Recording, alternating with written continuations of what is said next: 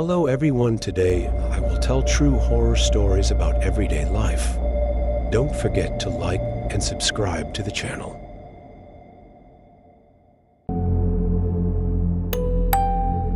It was my sophomore year when the school decided to renovate the old auditorium. The place had been closed off for years due to safety concerns. But we'd all heard the rumors. They said it was haunted by the ghost of a student who had died during a performance decades ago. Most of us dismissed it as just another school legend. One evening, I stayed late to help my drama club set up for our upcoming play. After finishing, I realized I had left my jacket in the old auditorium where we had stored some props. Reluctantly, I made my way there, the school eerily silent as night fell. The moment I stepped into the auditorium, a cold breeze swept through, making me shiver. The only light came from the dim emergency exit signs, casting long shadows across the rows of dusty seats.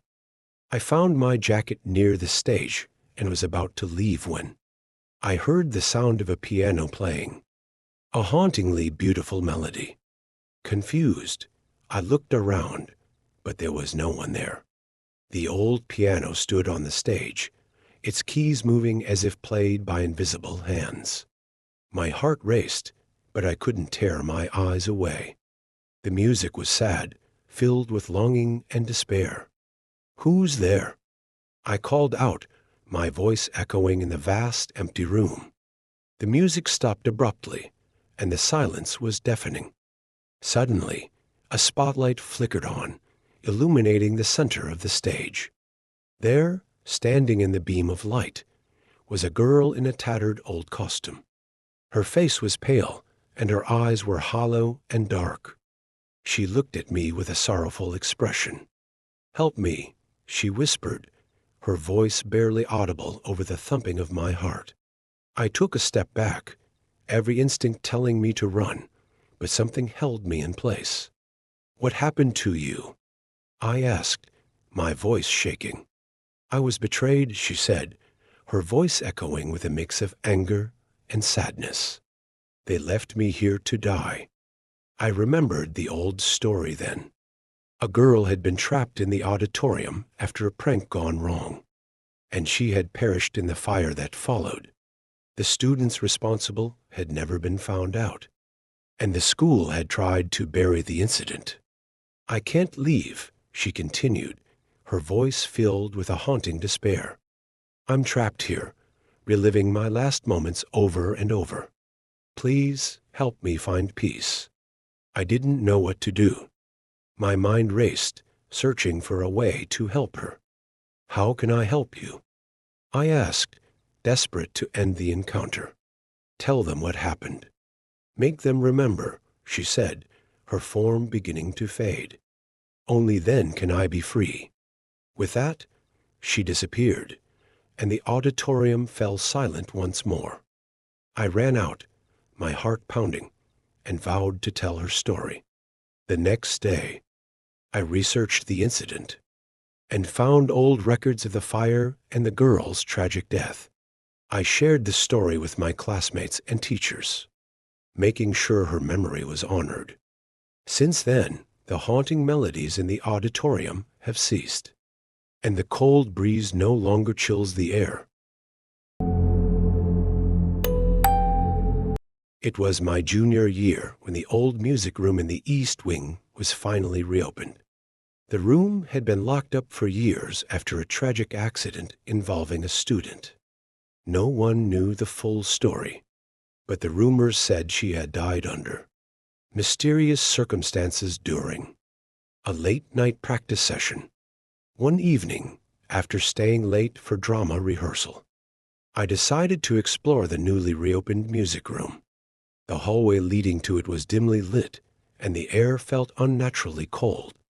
As I approached the door, I noticed it was slightly ajar, and a faint, melodic piano tune wafted out.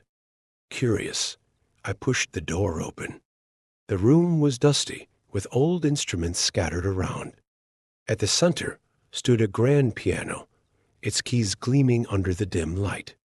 To my surprise, a girl was sitting at the piano, playing a hauntingly beautiful melody. Her long, dark hair obscured her face.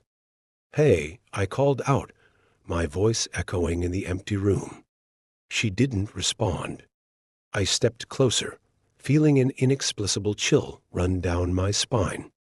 "Are you okay?" She stopped playing and slowly turned to face me. Her eyes were hollow, dark voids that seemed to suck in all the light.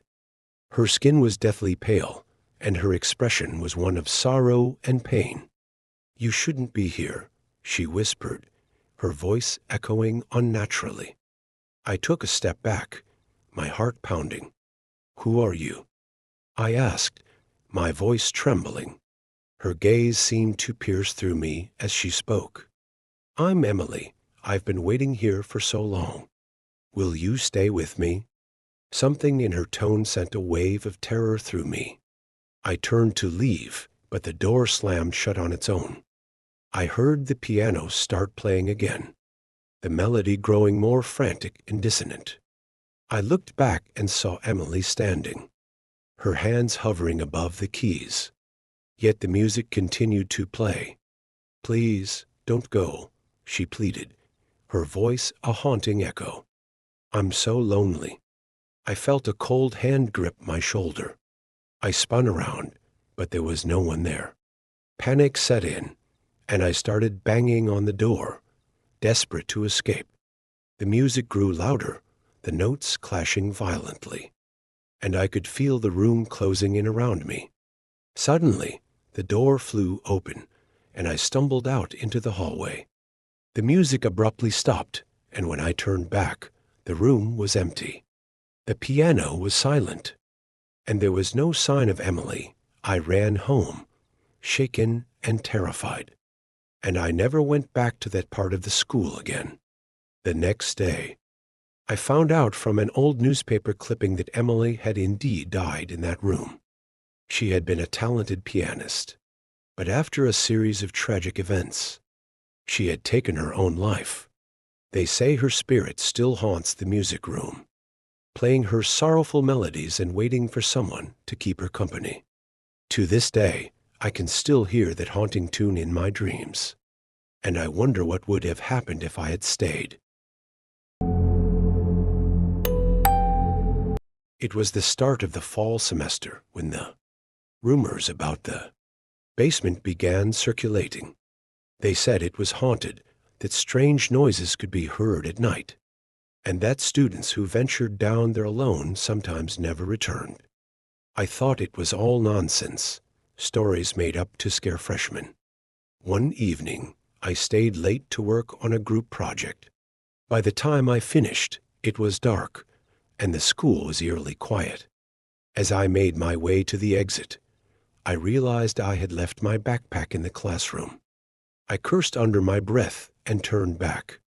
On my way back, I heard a faint, rhythmic tapping sound coming from the direction of the basement. My curiosity piqued. I decided to investigate. I descended the dimly lit stairs, the tapping growing louder with each step. At the bottom, the air was damp and musty. The basement was a maze of old storage rooms and forgotten equipment. The sound was coming from the far end, where a single, flickering light barely illuminated a long hallway. I followed the sound, my footsteps echoing off the concrete walls. I reached a door at the end of the hallway. The tapping was coming from the other side. I hesitated, but then I opened the door.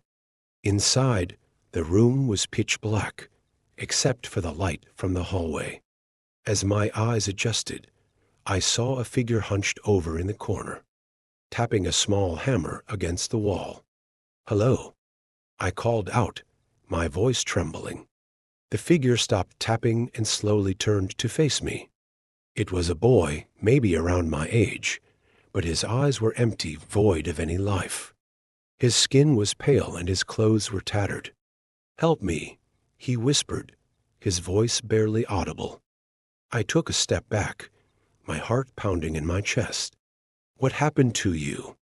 I asked, my voice shaking. "They locked me down here," he said, his eyes wide with fear. "I've been here for so long. Please help me." I reached out to him, but as I did, the lights flickered and went out. I fumbled for my phone and turned on the flashlight. The room was empty. The boy was gone, and there was no sign that anyone had been there. My breath came in short gasps, and I felt a cold chill run down my spine. I bolted out of the basement and didn't stop running until I was outside the school. I never told anyone what I saw, afraid they'd think I was crazy. But I know what I saw. Sometimes late at night, I still hear the faint tapping sound in my dreams. And I wonder if that boy is still down there, waiting for someone to help him.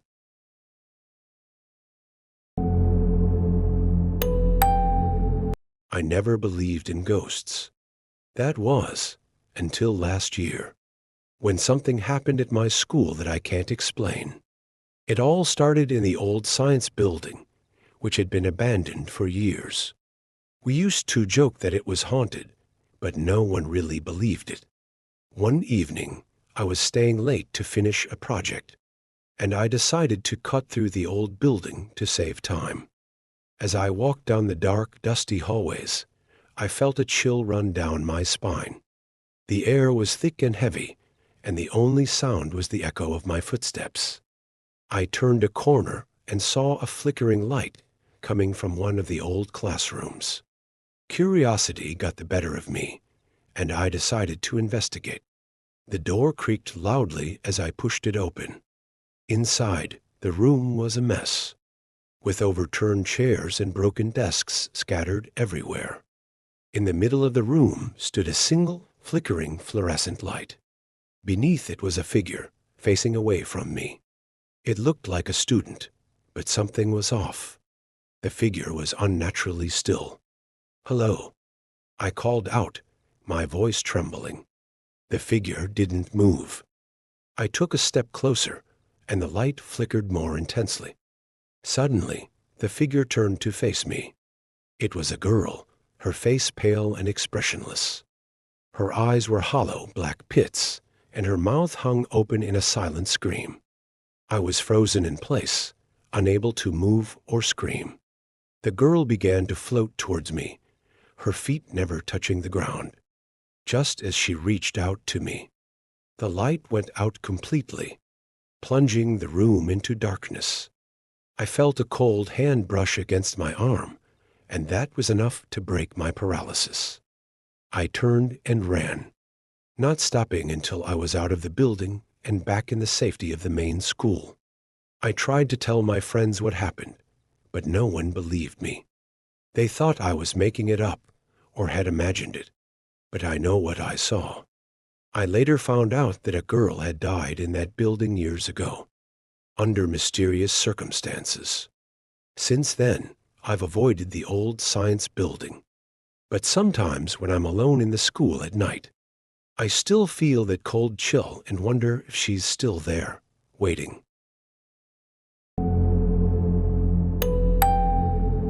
Our school was known for its beautiful old architecture, but there was one building that everyone avoided, the old gymnasium.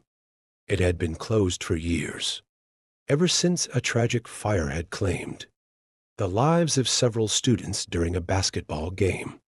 The building was left abandoned, a dark reminder of that horrific night. One late afternoon, after my soccer practice, I decided to take a shortcut through the old gym to get home faster. The sun was setting, casting eerie shadows through the broken windows. I had never been inside before, and as I stepped through the rusted door, I immediately felt a chill in the air. The interior was a mess of charred bleachers and collapsed ceiling tiles. The smell of soot and decay lingered in the air. I walked cautiously, my footsteps echoing in the vast, empty space. As I reached the center of the gym, I heard a faint whisper. At first, I thought it was the wind, but then it grew louder, like a chorus of voices speaking in unison. "Help us," the voices seemed to say, a plea that sent shivers down my spine. I turned around, trying to locate the source of the voices, but there was no one there, just the remnants of the fire-scarred gym. Suddenly, the temperature dropped, and I could see my breath in the air. The whispers grew louder, more desperate. "Please help us." I felt an overwhelming sense of dread, but I forced myself to keep moving. I spotted a door on the far side of the gym, partially open, with a faint light emanating from inside. I walked towards it, my heart pounding in my chest. As I approached, I could hear the sound of basketballs bouncing and sneakers squeaking on the floor. It sounded like a game in progress, but there was no one in sight. I pushed the door open and found myself in the locker room. The lights flickered, and the air was thick with the smell of smoke. In the center of the room stood a group of shadowy figures, their forms barely visible in the dim light. They were dressed in old-fashioned basketball uniforms, their faces hidden in darkness. One of them stepped forward, extending a hand towards me. "Help us," he said, his voice a hollow echo. Terrified, I backed away, but the door slammed shut behind me. I was trapped. The figures moved closer, their eyes glowing with an otherworldly light. I could feel their cold, ghostly presence surrounding me, suffocating me. In a panic, I closed my eyes and screamed. When I opened them again, the figures were gone. The locker room was silent and empty, but the lingering sense of dread remained. I scrambled to the door, flinging it open and running out into the night. I never spoke of what I saw that evening, fearing no one would believe me. But I couldn't shake the feeling that those trapped souls were still there, waiting for someone to help them find peace. Sometimes when I pass by the old gym, I can still hear their desperate whispers, begging for release from their eternal torment. It was just a few weeks ago when the strange occurrences began at my school. The faculty had decided to digitize old school records, so they brought in boxes of dusty files and photographs from the storage room in the basement. I was part of the student team helping with the project, tasked with scanning and organizing the documents. One evening, I stayed late to finish my share of the work. The school was deserted, and the flickering fluorescent lights in the basement created an eerie atmosphere. As I was sifting through a box of old photographs, I came across a particularly disturbing one. It showed a group of students from the 1970s, all smiling except for one girl standing off to the side. Her face was a blur, as if she was moving when the picture was taken. Intrigued, I flipped the photo over and saw a name written in faded ink. Sarah Daniels. There was something unsettling about her blurred face, and I couldn't shake the feeling that she was watching me. The next day, I asked my history teacher about Sarah Daniels. His face went pale, and he hesitated before speaking. "Sarah Daniels was a student here," he said slowly. "She disappeared under mysterious circumstances. Back in 1978, they never found her body. That night, I couldn't get the photo out of my mind. I decided to go back to the basement and look through the records to find out more about Sarah. As I searched through the files, I felt a cold breeze brush against my neck. The temperature in the room seemed to drop, and I heard a faint whisper, "Help me." I froze, my heart pounding. The whispering continued, growing louder and more desperate. I turned around, but there was no one there. The room felt suffocating, and the shadows seemed to dance around me. I grabbed the box of files and rushed out of the basement, not stopping until I was back in my room. Over the next few days, strange things started happening. I would hear footsteps following me in empty hallways, and the lights would flicker whenever I was alone. One evening, as I was walking home, I saw a shadowy figure standing under a street lamp. It was a girl, her face obscured by darkness. "Help me," she whispered again, her voice filled with sorrow. Terrified, I ran home and locked myself in my room. I knew I had to find out what happened to Sarah. I went through the files I had taken from the basement and found her student records. She was a bright student, involved in many activities, but there were notes about her feeling isolated and bullied. Then I found an old diary, its pages yellowed with age. It belonged to Sarah. Her last entries spoke of being tormented by a group of students and how she felt like she was losing her mind. The final entry was the most chilling. "They're going to make me disappear. I can't escape." Determined to bring her story to light, I shared what I had found with the school administration and the local news. They reopened the investigation, and eventually the truth came out. The students responsible for her disappearance had covered up their crime, but with the new evidence, justice was finally served. Since then, the strange occurrences have stopped. The cold breeze no longer haunts the basement, and the whispers have ceased. But sometimes, late at night, I still feel a presence watching over me, and I hope that Sarah has finally found peace, knowing that her story was told and her memory honored.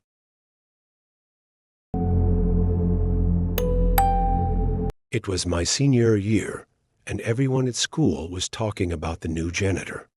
He was an older man with a weathered face and piercing eyes that seemed to follow you wherever you went. There was something unsettling about him, something that made the hairs on the back of my neck stand up. One Friday evening, I stayed late to finish some assignments. The school was nearly empty, the hallways dark and silent. I was working in the library when I heard a faint scraping sound. It was coming from the basement. The basement was where the janitor kept his supplies, and it was rumored to be a place no student dared to go alone.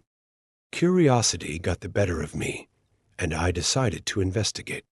I made my way down the narrow staircase, the scraping sound growing louder with each step.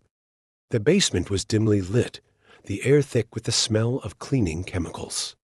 I followed the sound to a large metal door at the end of the hall. It was slightly ajar, and a flickering light spilled out into the corridor. I pushed the door open and saw the janitor standing in the middle of the room. He was hunched over, scrubbing the floor with an intensity that seemed almost manic. The floor was stained with dark, reddish-brown splotches that looked disturbingly like blood. As he scrubbed, he muttered to himself in a low, guttural voice. "Is everything okay?" I asked, my voice barely above a whisper. He stopped scrubbing and slowly turned to face me. His eyes were wild, his face twisted into a sinister grin. "You shouldn't be here," he said, his voice a gravelly hiss. "This place is not for you." Before I could react, he lunged at me. I stumbled backward, my heart racing. I turned and ran, the janitor's heavy footsteps echoing behind me. I burst out of the basement and raced down the hallway, my breath coming in ragged gasps. I could hear him behind me, his footsteps growing louder and louder. I reached the main doors and pushed them open, sprinting out into the cool night air. I didn't stop running until I was home, my mind reeling with fear and confusion. I told my parents what had happened, but they didn't believe me. They thought I had let my imagination get the best of me. The next day, I went to school, determined to avoid the basement at all costs. But the janitor was nowhere to be seen. A week later, we found out he had been arrested. They said he had a history of violence and had been hiding out at the school under a false identity. The stains in the basement were never explained, but I knew what I had seen. To this day, I can still hear the sound of his footsteps chasing me in my nightmares, and I wonder what would have happened if I hadn't escaped.